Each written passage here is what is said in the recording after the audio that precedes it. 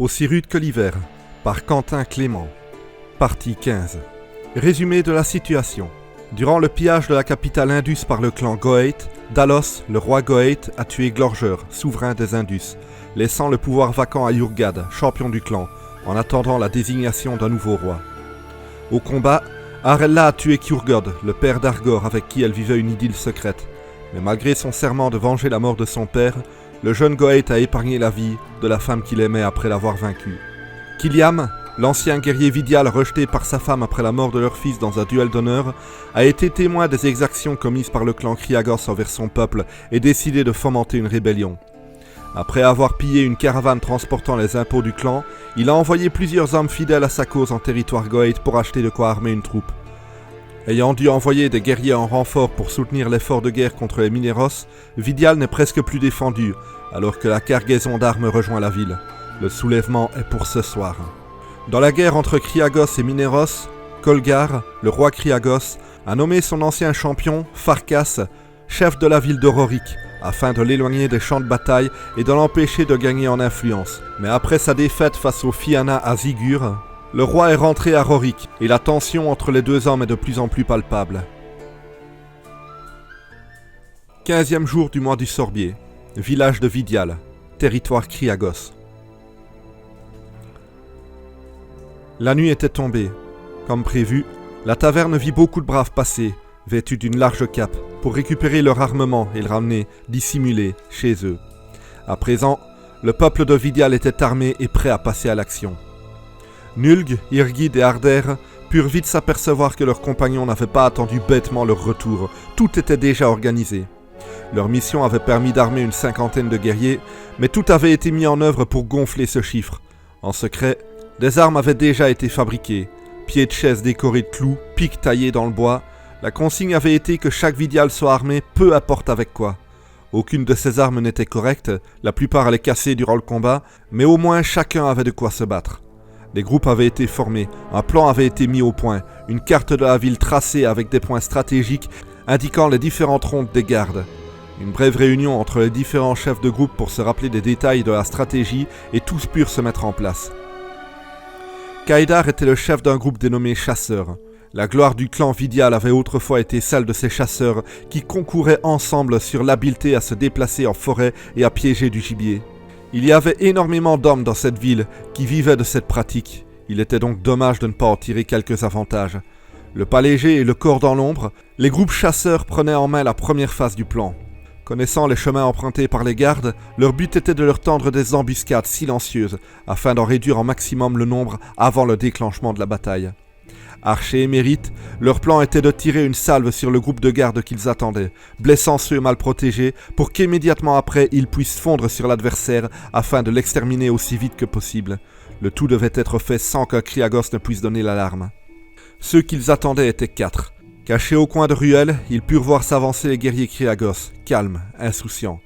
Les archers décochèrent, les flèches abattirent 2 gardes avant que les 2 autres ne comprennent ce qu'il venait de se passer. 3 Vidials se jetèrent sur eux et poignardèrent leur gorge sans émettre le moindre son. Ensuite, ils déplacèrent les corps dans les ruelles et se dirigèrent vers une autre ronde. Cette première phase se déroula bien. Les groupes Ombre et Bannière attendaient gentiment qu'une alarme retentisse. L'attente était longue pour eux qui voulaient depuis si longtemps combattre leurs ennemis, mais aussi désagréable fut-elle, elle était une bonne chose, car plus longtemps durait cette phase, plus cela voulait dire que les gardes mouraient. Soudain, le son d'une cloche perça la nuit. Le tocsin était frappé, l'alarme donnée. Les gardes se savaient à présent attaquer et la seconde phase du plan pouvait commencer. Les groupes Ombre avaient été formés avec les voisins des Kriagos qui n'étaient pas de garde cette nuit-là. Dès que l'alarme fut donnée, ils sortirent de chez eux et enfoncèrent les portes de leur aimé voisinage, entrant par 3 dans les maisons de leurs ennemis pour les frapper avant qu'ils ne puissent s'armer pour répondre à l'appel du tocsin. La nuit hurlait à présent. On entendait les cris des femmes et des enfants qui voyaient un étranger entrer chez eux et tuer un père ou un époux avant de se retourner sur eux. Aucun Kriagos n'avait jamais pris un Vidial en pitié, pas même les femmes et les enfants. Pour beaucoup de Vidial, aucun Kriagos n'était innocent pour cette raison. Parfois, les femmes voulaient défendre leur époux et devenaient dangereuses. Aussi était-ce souvent en légitime défense qu'un Vidial massacrait une mère de famille. En quelques minutes seulement, des foyers devinrent des tombeaux et la paisible nuit fut déchirée par des hurlements d'enfants. Les chasseurs continuaient leurs embuscades sanglantes alors que l'agitation éclatait dans la rue. Certains groupes ombres furent laminés par un guerrier endurci qui s'était réveillé en meilleure femme que les autres. C'est là que les groupes bannières entrèrent en scène pour la troisième et avant-dernière phase du plan. Équipés des armes et des armures rapportées des terres goëtes, ces guerriers devaient se battre au corps à corps avec les soldats Kriagos, sans plus pouvoir user d'effets de surprise. Le village avait à présent le visage de la guerre. Des hommes et des femmes étaient éventrés ou égorgés, tombant dans la neige. On entendait les hurlements des coupables et des innocents tranchés par le fer. L'horreur de la mort frappait ce soulèvement. Aussi juste fut-elle, cette bataille était aussi sanglante et nauséabonde que n'importe laquelle. Le sang et la souffrance, mais ni la gloire ni la justice.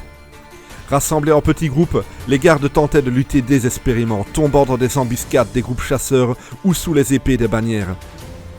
Certains jetèrent leurs armes pour se rendre, mais eux et leurs familles furent massacrés par la fureur vengeresse des Vidiales, dont la haine était celle de 15 années de torture. Très vite, la bataille avait tourné à l'avantage des Vidiales. Draxar se battait parmi ses hommes, massacrant autant d'insurgés qu'il le pouvait, mais voyait ses guerriers mourir les uns après les autres. Il savait que la bataille était perdue dans les rues que ses ennemis connaissaient par cœur et tiraient à leur avantage. Alors il ordonna une retraite vers sa grande demeure. Les différents groupes, chasseurs, ombres et bannières, poursuivirent leurs adversaires et se rassemblèrent autour du dernier bastion de leurs ennemis, déterminés à se battre jusqu'à la fin pour la dernière phase du plan. Draxar ordonna que ses guerriers se placent à la porte, tandis que les archers se mettent aux fenêtres et abattent quiconque avancerait. Quelques Vidiales voulurent s'y risquer, mais reçurent des projectiles acérés en avertissement. Killiam commandait évidemment les opérations. La bataille était jusque-là une totale réussite, mais dans la demeure, leurs ennemis étaient bien protégés, et si leur victoire était assurée, la prise de la maison coûterait de nombreuses vies. Le chef décida d'intervenir lui-même. Drapeau blanc à la main, il s'avança vers la demeure et prit la parole. « Kriagos, nous avons gagné cette bataille, la ville est à nous.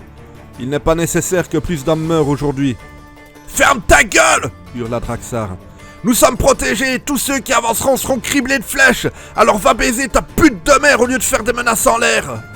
Killiam sourit. Il répondit sans prêter la moindre attention aux insultes qu'il venait de recevoir. « Dans quelques minutes, nous allons mettre le feu à votre cachette. Ceux qui sortiront armés seront massacrés, mais ceux qui poseront leurs armes pourront partir en toute sécurité. Le seul que nous forcerons à rester là est Draxar. Choisissez entre mourir avec lui ou vivre, et un jour revenir pour vous venger. » Le chef du village paniqua. Jusqu'où pouvait bien aller la fidélité de ces hommes? On entendit une dispute, des insultes, des coups. Puis les derniers guerriers Kriagos sortirent de la maison, désarmés. Killiam leur fit signe d'avancer. Ils étaient peu sûrs d'eux, ou du moins de la parole de leur ennemi. Ils rejoignirent les Vidiales sous les insultes de Draxar. Et lorsqu'ils arrivèrent à hauteur de leurs adversaires, ceux-ci les encerclèrent. « Tu as donné ta parole !» rappela un guerrier à l'attention de Killiam. Ce dernier lui sourit narquoisement. « C'est vrai, je l'ai donné, mais mon peuple, lui, a toujours autant de haine contre vous et je doute que mes hommes vous aient pardonné si facilement. Je suis navré, je ne peux vraiment pas les retenir. »« Tu es une ordure !» fut la dernière chose que le guerrier prononça avant qu'une lame Vidiale ne s'enfonce dans sa chair et que ses frères d'armes furent massacrés. Les hurlements de douleur s'élevèrent une dernière fois.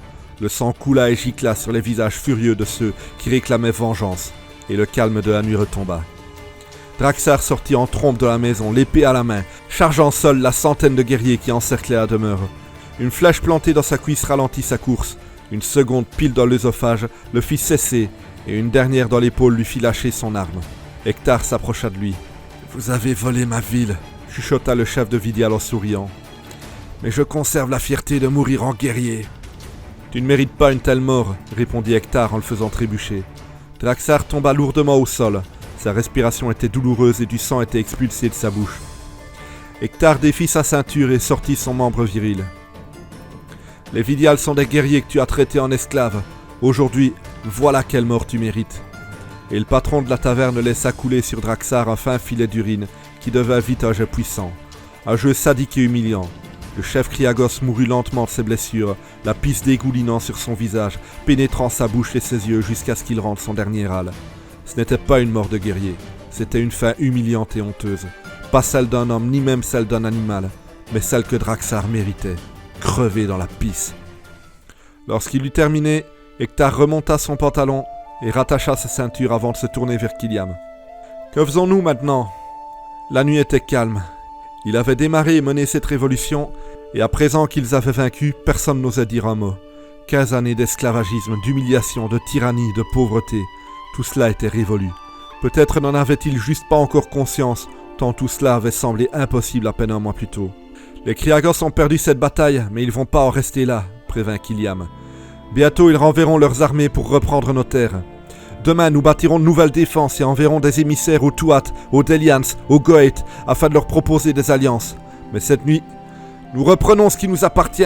Pillez les maisons de nos ennemis, prenez l'or et l'alcool, remplissez-vous la panse, décrochez les bannières rouges et noires et remplacez-les par les nôtres en chantant. Je veux que cette nuit, Vidial fête sa libération.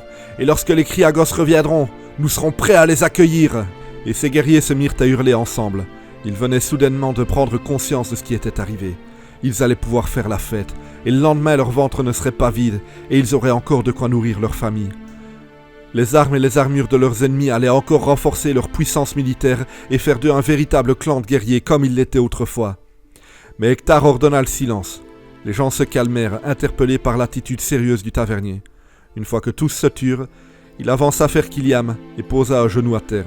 « Je te prête serment, à toi qui nous as rendu notre liberté, de t'être fidèle, à toi et à tes descendants. Que ta sagesse guide le peuple vidial et que ta force soit la nôtre. » Après quoi il se releva et hurla ces mots qui résonnèrent longtemps en Kiliam. « Vive le roi !» Très vite son peuple entier reprit cette clameur. Le charpentier n'avait en réalité jamais songé à cela. Il voulait juste aider son peuple, il n'avait pas réfléchi plus loin, à ce qu'il allait se passer ensuite. À qui allait diriger la capitale une fois qu'elle aurait récupéré son indépendance. Hier il travaillait le bois et aujourd'hui il était roi. Il songea que jamais personne n'avait dû un jour couronner un charpentier. Des larmes montaient à ses yeux, une fois de plus. Il pensait à Hagen. Le voyait-il? Si seulement il avait été l'homme qu'il était aujourd'hui à l'époque. Kiliam leva sa lame au ciel. « Mes amis, j'accepte l'honneur que vous me faites. Et en tant que roi, mon premier décret sera de rendre au peuple vidial le droit de porter l'épée. Maintenant, fêtons la victoire !» 18e jour du mois du Sorbier, village de Rorik, territoire Kriagos. Ce n'était pas sans une once de satisfaction que Farkas avait vu l'armée de Kolgar revenir, vaincue à Zigur. Il devait être là, participer à cette bataille, à cette victoire, et pour l'empêcher de gagner en influence, le roi l'avait nommé chef de ce petit village sans prétention. L'ironie du sort avait voulu que cette décision royale ait eu l'effet inverse. Kolgar voulait attaquer le clan d'Elians et poster ses troupes à Leigard. Farkas avait proposé de plutôt les arrêter à Deldur. Grâce à l'idée du champion du clan, les Kriagos avaient pu arrêter l'armée Mineros et contre-attaquer, annexant un vassal de leurs vieux rivaux. Kolgar n'en reçut pas la gloire, Farkas l'a reçu. Alors le roi l'avait nommé chef de village pour le tenir éloigné de leur future victoire. Ce que la rumeur en retint, c'était qu'avec Farkas, les Kriagos avaient pris une ville, et que sans lui, Kolgar avait été repoussé. Mais le roi ne voulait pas en rester là. Les Fianna l'avaient surpris à Zigur. Il comptait bien récupérer ses forces et reprendre son avancée jusqu'à la capitale Mineros. Clarker, Endin, Ediar, Vidial, tant de villes qui lui avaient envoyé du renfort.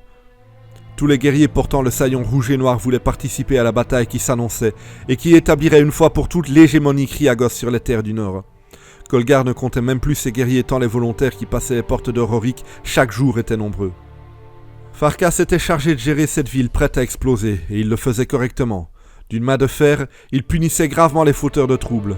Rorik était son butin, sa ville, et il entendait en être le maître. Il était assis à son bureau, plusieurs parchemins devant lui, prêt à s'arracher les cheveux sous la difficulté des calculs des réserves de nourriture qui s'amenuisaient, au fur et à mesure que l'armée grandissait. C'est là qu'on frappa à sa porte. Il répondit que c'était ouvert et un homme aux couleurs Kriagos entra. Son visage était tuméfié, ses vêtements déchirés et couverts de sang, et il en serrait une vilaine plaie au bras gauche. Un garde l'escortait. Farkas se leva et vint à sa rencontre. « Que t'est-il arrivé, l'ami » ?»« Vidial s'est révolté, » répondit l'homme épuisé. « Les rebelles ont profité du fait que nous avions envoyé nos forces ici. Ils ont tué Draxar et ont pris le contrôle de la ville. J'ai réussi à m'échapper avec un cheval et je suis venu ici. Je suis navré d'apporter une si terrible nouvelle. » « Tu as bien agi, » répondit Farkas en posant une main apaisante sur l'épaule du blessé. « Qu'aucune honte ne puisse te frapper. » Puis s'adressant au garde qui l'avait escorté. « Cet homme a besoin de soins et de repos. Amène-le chez un guérisseur et donne-lui de quoi se nourrir. » Le chef de la ville souriait. Cette nouvelle n'avait rien d'affreux, non. Elle était tout ce que Farkas pouvait espérer. Et il savait déjà comment en tirer avantage. Kolgar était dans ses quartiers, profitant d'un des rares moments de quiétude dont pouvait jouir un homme tel que lui. Il était sur le point de s'assoupir dans un siège lorsque sa porte fut cognée, le faisant sursauter. Entrez, bon sang !»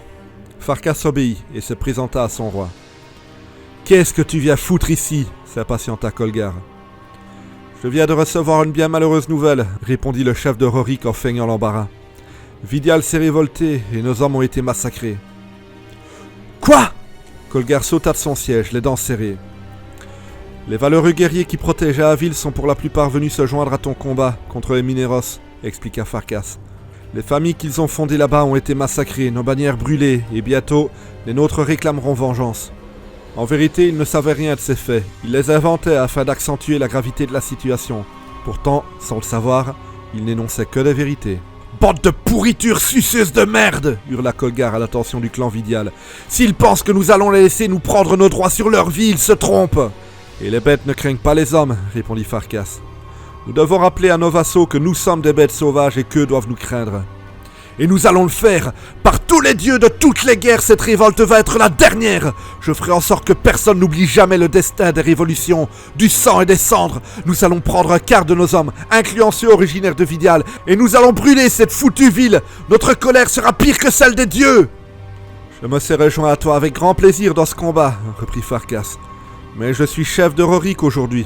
Mes responsabilités et mon rang me forcent à rester ici et à défendre ma propre ville. » Kolgar marqua un arrêt. Il comprenait enfin. Il devait lui-même aller mater la révolte, mais laisser Farkas sans surveillance sur le front ne lui plaisait pas. « Bien, céda-t-il tout de même. Demain, je pars avec mes troupes. En mon absence, je te charge d'accueillir nos nouveaux volontaires. Je t'interdis de lancer une quelconque offensive contre les Mineros en m'attendant. Je laisse cette guerre en suspens le temps d'en finir avec Vidial, mais je reprends les commandes aussitôt après. Est-ce clair ?» « Tout est très clair, » répondit Farkas sans pouvoir s'empêcher de laisser paraître une pointe d'ironie. Et Kolgar quitta la pièce, en route pour donner ses nouveaux ordres. « Ce qui est clair, » pensa Farkas, « c'est qu'avec tes méthodes nous avons été arrêtés à Zigur. Ce qui est clair, c'est qu'à cause de toutes tes demandes de renfort, tu as affaibli nos vassaux et permis à l'un d'eux de se révolter. Ce qui est clair, c'est que si nous t'attendons, nos ennemis auront pu lever une armée trop puissante pour les vaincre. Ce qui est clair, c'est que lorsque je dirai tout cela à nos guerriers, ils me suivront pour vaincre les Mineros. Cette victoire sera la mienne, et lorsque tu voudras me punir, j'ordonnerai que tu sois pendu, et je serai roi. Tout est très clair. »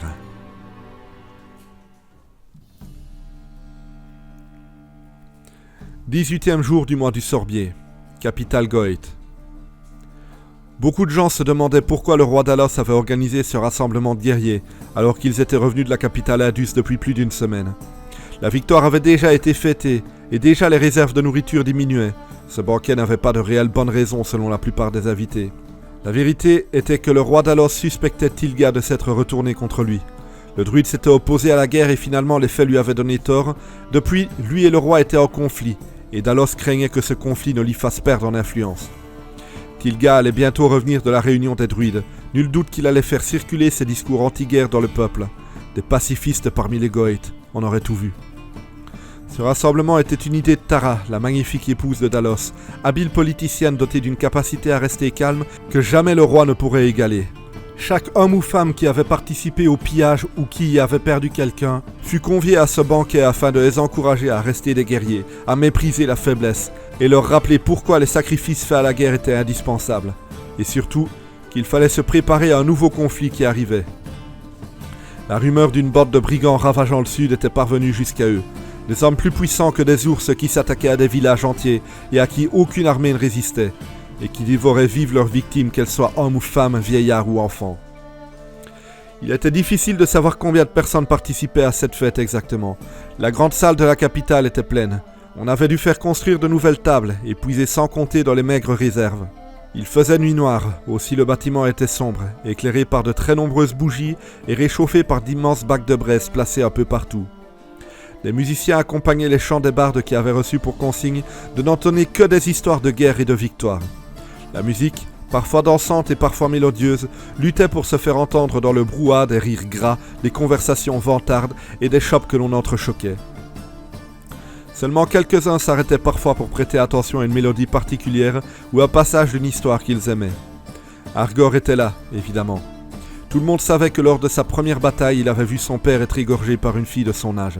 La rumeur d'une méchante rivalité était née lorsque les Goeth avaient appris qu'il l'avait épargnée afin de la tuer sur un champ de bataille. Les gens s'amusaient à imaginer leur future rencontre où aucun ne pouvait vaincre l'autre. Qu'Argor un jour tuerait un membre de la famille de l'inconnu par vengeance, qu'ensuite elle l'éborgnerait dans un combat et qu'ils resteraient ennemis toute leur vie, nourrissant une légende faite de rancœur et de bataille. S'ils avaient su. Sa sœur était partie vivre chez leur tante. C'était mieux ainsi. Il n'avait plus à s'occuper d'elle, mais uniquement de lui-même. Il préférait cela. Il était assis à une table proche de celle de Dalos, se délectant d'une pièce de poulet rôti couverte d'une sauce qu'il ne connaissait pas. Blodal était face à lui. C'était un ami de son père, un homme qu'il avait toujours connu. Ce dernier était là pour la perte de Cladil, presque son frère. Le jeune appréciait la présence de cet homme, dont la sagesse et la force lui rappelaient celle de Kurgod. « Silence, je vous prie, silence !» commanda soudainement Dalos, surprenant ses invités. Très vite, la musique et les conversations se turent, et le roi prit la parole. « Nous sommes tous ici parce que nous avons une chose en commun. Nous avons combattu à la capitale Indus et y avons perdu énormément. J'en entends parfois dire que nous avons perdu plus que nous avons gagné. Mais nous avons été faire notre devoir, rien de plus. Il y a un mois, nous avons été nous battre, pas pour la gloire, pas pour l'or, pas pour les conquêtes, non. Mais parce que ceux que nous aimons allaient mourir de faim. Certes, les personnes aimées sont mortes dans ce combat. J'y ai moi-même perdu un frère. D'autres sont rentrés sans leur femme, mortes au champ d'honneur. D'autres encore ont vu leur père être égorgé. Je vous ai fait venir ici afin de tous nous souvenir des morts et de pourquoi ils ont donné leur vie. Arlan, mon frère, s'est sacrifié pour qu'aujourd'hui sa femme mange à sa faim. Je ne veux pas que nous pensions à la douleur de la perte d'un être cher. Je veux que nous pensions à ceux qu'ils ont sauvés. Et je veux que nous nous demandions, et moi, est-ce que je serais capable de mourir pour permettre à mon clan de survivre? Pourrais-je faire aux morts l'honneur de me montrer aussi fort que eux l'étaient? Je suis votre roi, mais aujourd'hui j'aimerais entendre la réponse de mon peuple face à ces questions. Un instant de silence hésitant. Une femme frappa sa chope contre la table, attirant l'attention de tous, mais ne dit rien. Elle se contenta de frapper à nouveau, et continua, tenant un rythme relativement lent. À l'autre bout de la salle, un homme l'imita, repris par un autre, et très vite toutes les tables furent frappées par les chopes des guerriers, qui donnaient en réponse à la question de Dalos des coups puissants frappés tous ensemble, unis et soudés comme un clan de guerriers. Des centaines de chopes frappaient en même temps, hurlant en rythme tel le tonnerre prêt à la guerre, faisant trembler le sol et les hauts murs de la grande salle comme trembleraient les ennemis face à la charge des Goëtes, puissants, déterminés, sans peur et unis. Le rythme s'accéléra, accompagné des cris de la femme qui avait démarré cette musique barbare et brutale, imitée par les autres braves présents. Même Dalos fut impressionné par cette force que dégageait son peuple. « Méprise la faiblesse !» s'écria un homme. Le roi jeta un sourire à la fois triomphant et abasourdi à sa femme. Il ne s'attendait pas à une telle réponse de son peuple qui hurlait à ses oreilles sa rage et sa détermination. Était-ce cela que ressentaient ceux qui avaient affronté son armée? Si tel était le cas, il s'amusait à se dire qu'il comprenait ceux qui avaient fui face aux puissants Goëtes. Tara lui prit la main. Il s'était inquiété pour rien. Le peuple l'aimait et Tilga ne pourrait rien y changer. Autant que les soupçons du roi étaient infondés en réalité. « Alors tenez-vous prêts !» s'écria Talos, faisant se taire la foule qui voulait entendre ce qu'il avait encore à dire. « Vous avez tous entendu parler des cannibales du sud. Nous savons qu'ils ont mis à sac Nuyal il y a une semaine et qu'ils remontent vers le nord. Bientôt nous devrons les affronter. Pourrais-je compter sur de vrais guerriers ?» Tous se levèrent en hurlant leur approbation. Argor était satisfait par l'idée d'une nouvelle bataille. Retourner se battre le forcerait à se préparer et se concentrer sur autre chose qu'Arella et le clan Indus. C'est là qu'il eut cette révélation. Nuyal, c'était en territoire Indus. Et si cette armée invincible et cannibale voyageait vers le nord, il devrait passer par la capitale Indus avant d'arriver en territoire Goëte. Argor cessa d'applaudir. Arella risquait d'être dévorée vive. « Bien !» s'écria Dalos. « Maintenant, finissons ce repas que les morts nous ont offert. » Et le roi se rassit, imité par toute l'assemblée. Toutes sauf Argor qui resta debout. Déjà les conversations reprenaient, mais lui semblait avoir quitté la salle, droit comme une pique au milieu du banquet, le regard livide. Dalos le remarqua. Il se leva, l'observa attentivement, et par réflexe les autres se turent. « Argor, tu as quelque chose à dire ?» Le jeune homme sursauta. En une seconde, il tenta de rassembler ses idées. Il s'éclaircit la voix et répondit au roi. « Ces cannibales sont en train de ravager les terres Indus. Ils vont passer par la capitale que nous avons pillée. »« Je comprends, » interrompit le roi. « Mais nous avons gagné cette bataille contre les Indus et nous gagnerons les suivantes. Crois-moi, Profiter de la faiblesse d'un ennemi pour frapper alors qu'il se bat contre un autre ennemi est une mauvaise idée. Nous renforcerons notre ville et combattrons les cannibales ici même. Tu vengeras ton père une autre fois, ou l'un de ces salopards de bouffeurs de chair humaine s'en chargera pour toi. Justement, tu ne comprends pas. Nous sommes en conflit avec eux depuis toujours. Nous les avons frappés fort et maintenant ils risquent d'être anéantis. Ces cannibales méritent d'être massacrés et c'est toutes les terres de l'Arc qui devraient les punir pour ce qu'ils font. Si nous aidions les Indus et protégions leur capitale avec eux, nous arrêterions les cannibales avant qu'ils atteignent nos frontières et pourrions mettre un terme à notre conflit avec les Indus. Blodal tira la manche d'Argor. « Putain, assieds-toi et arrête de dire des conneries !» chuchota-t-il. « J'ai tué Glorgeur !» répondit Dalos. « Après ça, si nous approchons de la capitale des Indus, ils ne discuteront pas et chercheront à se venger. Et ils auraient raison de le faire. Comme toi, tu aurais raison de vouloir venger ton père au lieu de chercher à t'allier avec ceux qui ont fait ça. Mon père et moi sommes allés tuer pour prendre de la nourriture qui ne nous appartenait pas. Les Indus ont eu raison de la protéger. Mon père a donné sa vie pour de bonnes raisons et je ferai de même sans hésiter pour le clan. Mais je n'en veux pas à celle qui l'a égorgée, elle aussi pour protéger son propre clan. Elle n'est pas plus coupable que mon père, que moi, ou que n'importe quel guerrier ici ou ailleurs. » Un vent de stupéfaction parcourut la salle. Dalos n'en croyait pas ses oreilles. Il ne savait absolument pas comment interpréter les paroles d'Argor. Il avait combattu aux côtés de sa mère, une véritable guerrière, et de son père, un sanglier des champs de bataille. Et lui, il voulait faire la paix avec ses ennemis et pardonner le meurtre de Kurgod. Le roi ricana finalement. « Bien, Argor, nous allons examiner ta proposition sur le champ. » Puis s'adressant à l'assemblée, « Nous avons tous perdu quelqu'un sous les épées Adus. Qui ici leur pardonne ?» Personne ne répondit. Dalos se tourna à nouveau vers Argor. « La question est réglée. Les Goëtes défendront les Goëtes et les Adus défendront les Adus. Maintenant, assieds-toi !» Dents serrées, Argor obéit. Le roi fit signe aux musiciens et la fête reprit. « Tu sais quelle est la première chose que ton père médite à ton propos ?» demanda Blodal. « Non, » répondit Argor dont l'appétit avait été coupé. « À peine venu au monde, il chiale déjà, ce gamin est une vraie lopette. » Le jeune homme lança un regard assassin à son aîné. « Tu as un humour mortel, » dit-il d'un ton menaçant. « C'est pas de l'humour, » reprit Blodal. « Il a réellement dit ça. Mais ensuite les années ont passé, tu as pleuré de moins en moins, tu t'es battu de plus en plus. Et Kurgod est devenu de plus en plus fier de toi, parce que lorsque les choses n'allaient pas, au lieu de pleurer, tu cognais. Il est mort, mais ça ne doit pas changer ça. T'es un Goëte, quand les choses vont mal, tu cognes, peu importe qui. Je sais pas ce qui cloche chez toi en ce moment, mais réfléchis à qui tu dois cogner et fais-le, bordel de merde. » Qui il devait cogner? C'était facile à dire. Argor n'en savait rien. Arella, Dalos, Blodal, les cannibales, même Kurgod, il aurait frappé n'importe qui. Le roi réclama une nouvelle fois le silence. « Taisez-vous! Le barde vient d'annoncer sa prochaine histoire, celle de Grédor du clan Feu Divin. » Tous obéirent. Ce n'était pas innocemment que cette histoire avait été choisie pour faire partie de celle qui serait contée ce jour-là. N'importe quel barde des terres de l'Arc savait à quel point Dalos, le roi des Goëtes, l'adorait. Les musiciens démarrèrent la mélodie. Deux lyres se répondaient, tantôt calmes et sereines, tantôt rejointes par des percussions dans les moments intenses de l'histoire. Ce chant est offert par mes aïeux, conte de la bravoure d'un homme nommé Grédor, habitant du clan Feu Divin, 400 ans après l'arrivée des premiers hommes en ce pays. Grédor était fils de forgeron, destiné à devenir forgeron lui-même, comme la plupart des Feux Divins. Il était à un âge où les jeunes garçons découvrent la vie des hommes, où ils découvrent la difficulté de la rigueur, la fierté du travail bien fait, mais aussi les joies et les peines liées à l'amour. Un jour, il rencontra une jeune fille dans un bois. Elle était blessée et terrorisée. Sa famille avait été massacrée par de vils brigands et Grédor l'invita chez lui pour la soigner. La jeune fille était hébétée. Certains disaient qu'un mauvais coup lors des combats lui avait fait perdre la raison. D'autres, qu'elle était simplement trop belle pour être maligne. Car il était vrai qu'elle était belle. Belle et aussi âgée que Grédor qui en tomba amoureux. Mais la fille était une catastrophe pour le clan Feu Divin. Où qu'elle aille, ce qu'elle touchait cassait.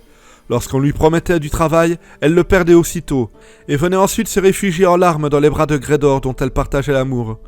Mais ce que la famille de forgerons lui offrait, elle était incapable de leur rendre. Aussi, un jour, le père de Grédor perdit patience, et menaça que si elle ne pouvait pas rapporter d'argent, elle devrait partir. Désespérée, la jeune fille s'enrôla pour travailler dans la mine, fermement décidée à rendre l'appareil à ceux qui l'avaient tant aidée et à rester auprès de celui qu'elle aimait. Mais le travail des mineurs n'était pas fait pour une jeune femme. Elle se tuait chaque jour à la tâche, trop jeune et trop faible pour extraire les métaux destinés à forger les épées que vous tenez en main aujourd'hui.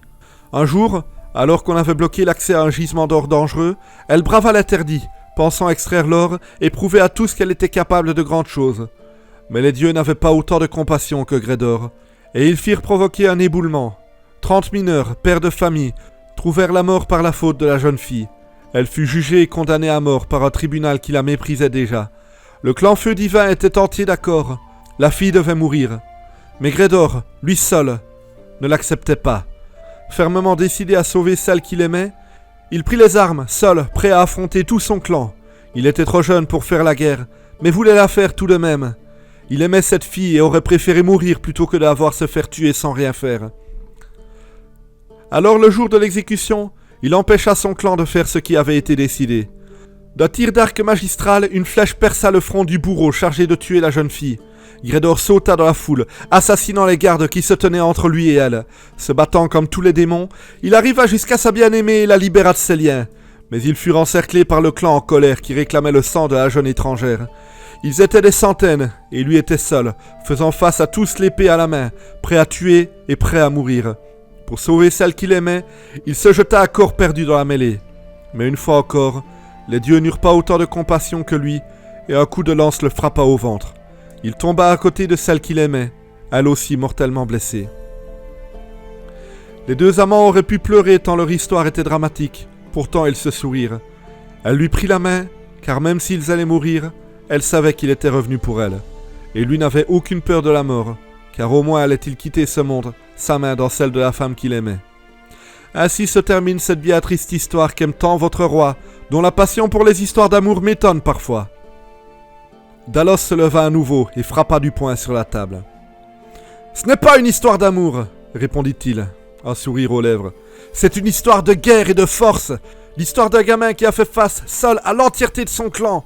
Je suis roi et je punis les traîtres, mais j'aurai toujours plus de respect pour un homme qui trahit son clan pour ses convictions, plutôt qu'un homme qui trahit ses convictions pour son clan. Car l'un fait preuve de courage et de force d'esprit, alors que l'autre fait preuve de soumission et de faiblesse face au poids du nombre. Et je méprise la faiblesse. Dans cette histoire, Grédor était destiné à vivre vieux sans jamais se battre. Pourtant, il a décidé de prendre les armes et de mourir. Alors on s'en balance les bourses poilues qu'il le fait par amour. Il était un guerrier qui s'est rangé du côté de ce qu'il croyait juste au lieu de se ranger du côté du plus fort. Le discours de Dalos résonnait dans la tête d'Argor. Le roi et le clan refusaient d'aider les Indus, comme les feux divins refusaient d'épargner la fille que Grédor aimait. Dalos exigeait que tous lui obéissent. Pourtant ici, il avouait respecter ceux qui restaient fidèles à leurs convictions plutôt qu'aux plus forts. Il repensait à la marche vers la capitale Indus. Lorsque les deux frères voulurent quitter les rangs, Dalos en avait tué un, et lorsque l'autre reprit sa place, le roi l'exécuta aussi. Un vrai Goëth est un guerrier, un vrai Goëth ne craint personne et ne se soumet à personne. Un vrai Goëth protège sa famille et son clan de sa vie. Le corps de ton frère est encore chaud, et déjà tu déshonores sa mémoire. Il était un déserteur mais a prouvé sa valeur d'homme en me défiant, et en refusant de se soumettre même si cela lui valait la mort. Toi tu prouves également ta valeur en rejoignant les rangs. Un vrai Goëth aurait tourné les talons pour rester fidèle à ce qu'il pensait, comme l'a fait ton frère, ou m'aurait attaqué pour venger la mort d'un membre de sa famille. Tu aurais dû agir en Goëth, tu serais mort mais tu serais mort de façon respectable. C'est ce que Dalos avait dit, avant de tuer le second homme. Argor se leva, le visage déterminé. « Tu vas où » demanda Blodal. « Agir comme un vrai Goëth » répondit le jeune guerrier, avant de quitter la grande salle. Fin de la partie 15.